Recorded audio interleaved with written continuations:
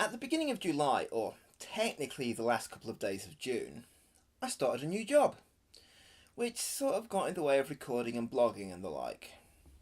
The same can be said for getting Yakuza 5 on the PlayStation 3.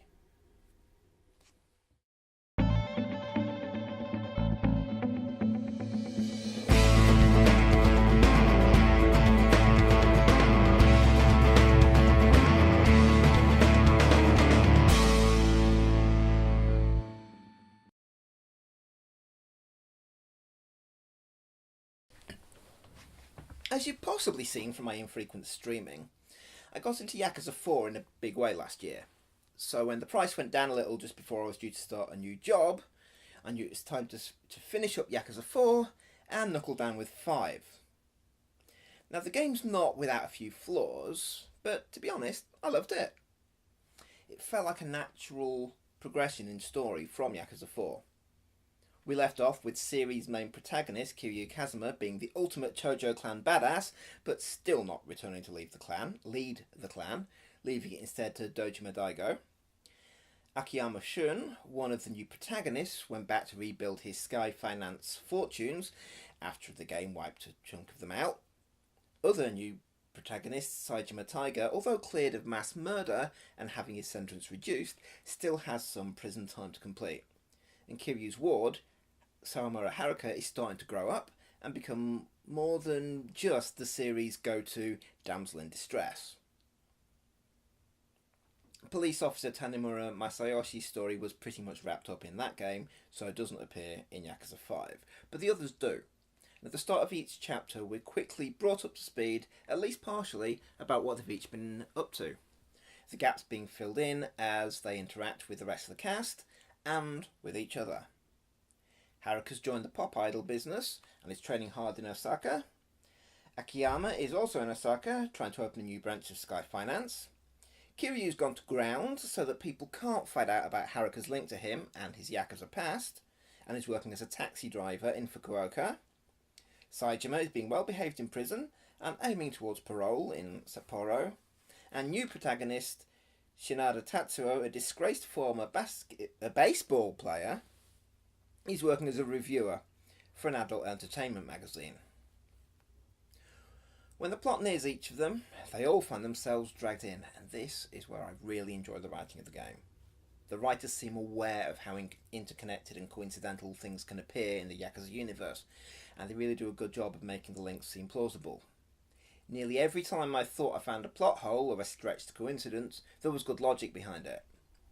Like the fact that Kiryu's hidden identity is known about and partially concealed by various other Yakuza, and when other people are aware of it, well, the line, "the police aren't complete fools," sums it up pretty well. So Kiryu gets dragged into the whole mess by people from various sides. Saejima, once again, is involved in a jailbreak, but the circumstances leading up to it show that someone wants him on the outside, and involved in events for some reason.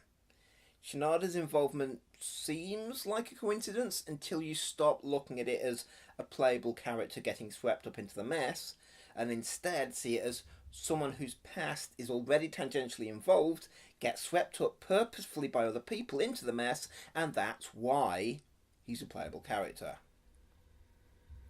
The only section that seems even slightly overly contrived is the Osaka section, and even then it makes sense as soon as you accept that even in real life you can genuinely bump into people you've met before, or strangers who have mutual acquaintances.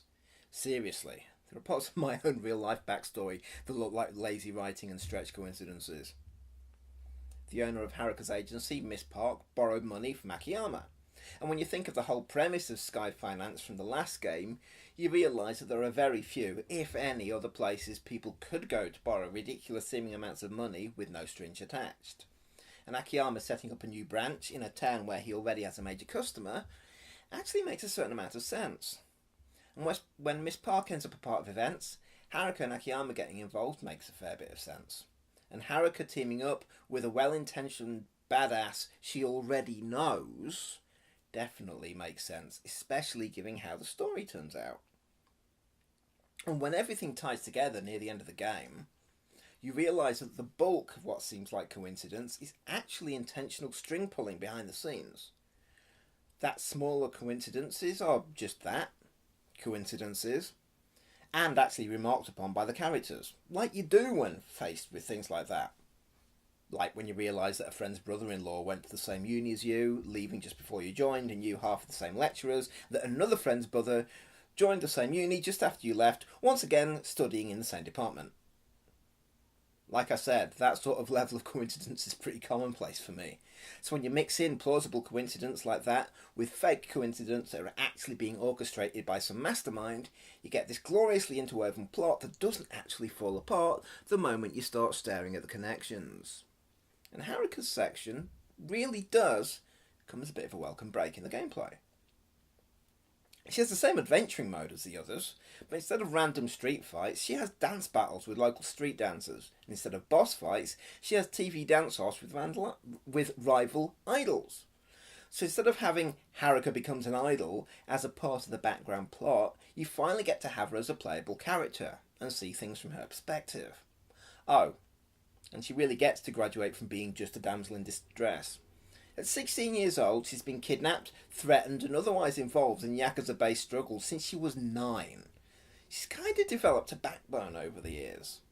And when one of the bad guys tries to threaten her into revealing some information, it doesn't go as well as he'd planned, because to her, violence isn't an unknown, and she'd rather face up to a threat of violence, even one she can't win, than betray someone's trust.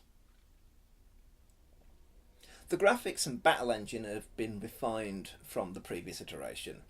Everything looks really nice, and this is almost one of my problems with the game.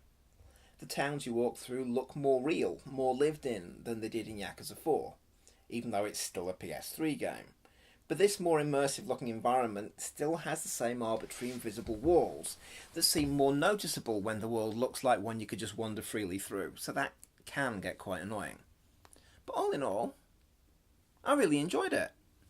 I completed it in just over a month and plan to do a replay soon, once I've let a few weeks stop it feeling like something I only played yesterday. And with that, see ya!